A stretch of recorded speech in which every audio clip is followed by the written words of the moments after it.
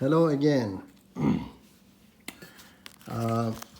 This is, first of all, I hope you like my first video on physics and electronic discussion of resistor, capacitor, inductors, and how resistors are measured and what the functions were.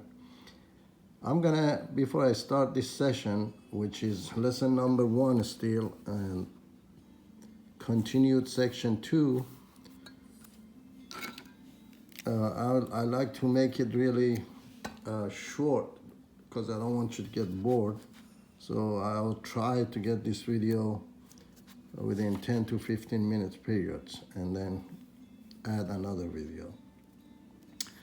This one, again, we're going to talk about resistors, but this time about what are resistors made of and how they were made, and some other issues like what is resistance anyway, and how materials are different as far as resistivity goes. And then after I talk about that a little bit, and then we'll talk about some experiments. Actually, I have 2 or 3 experiments we're going to do about resistor. Is going to be interesting. So, well, as we talk about resistors, first of all, what is resistance? What is resistor? We talked about what the resistor is, but what is it made of actually? Any material has some sort of resistance to electrical conductivity.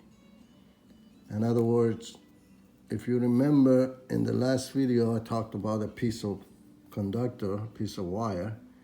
Even though this conduct electricity, it still have some resistance. It's very low, but it still has a resistance. Any material, this paper, my hand, air, water, and some other, anything that you can, anything that's made of material has some sort of resistance. The only way we can say something doesn't have any resistance, zero resistance, is going to be absolute vacuum, which is absolutely hard to make. I don't know if anybody ever made absolute vacuum.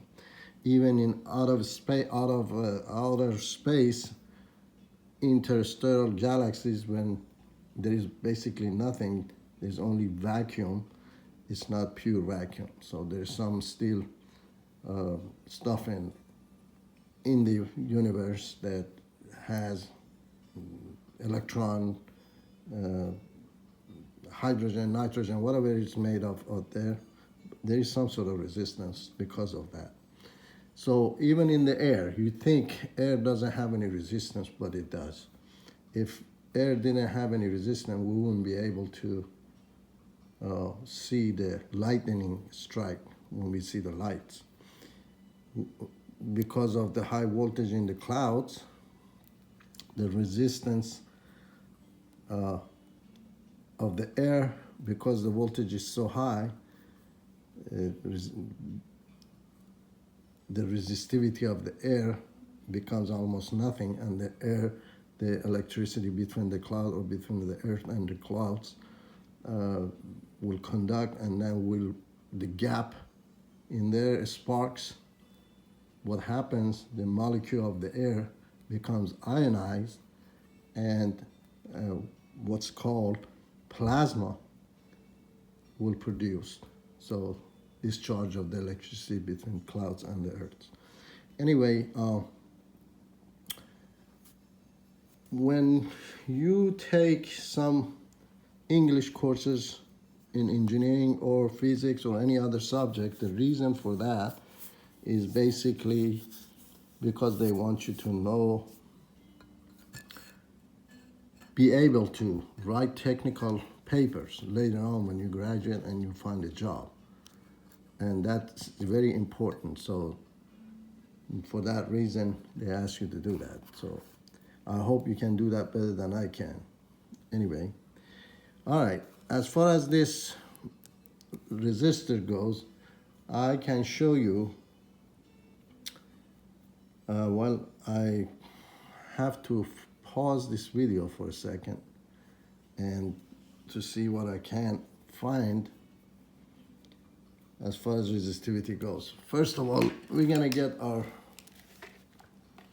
multimeter that I showed last time, put it on the resistivity. Even human body has a resistance to electricity, which is between 300 to, I think, 300 to 1000 ohm. I can show you here, for example. Let's see if we can measure some sort of resistivity between these two wires. Oh, wait a minute. I don't have here. Oh, this is a high voltage one. If you put these two wires, which is two leads of this, see, it still doesn't show zero. It's 0.0 point resistance because of these wires. Even this, when you hook it up like this, you still get, see, it raised to 0.4 or 0.3. Versus this, when you have some material that's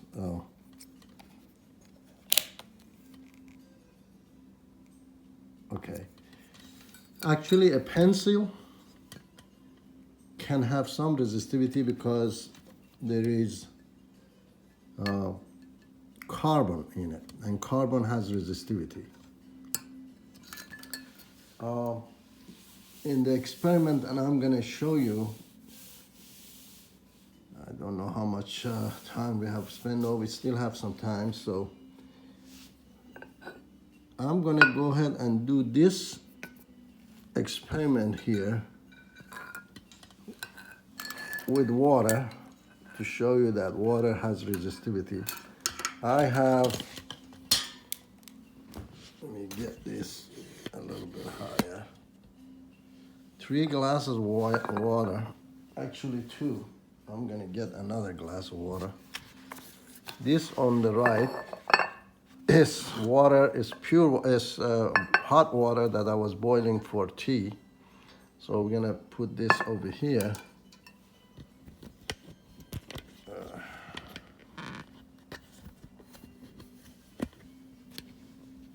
All right, let's see this.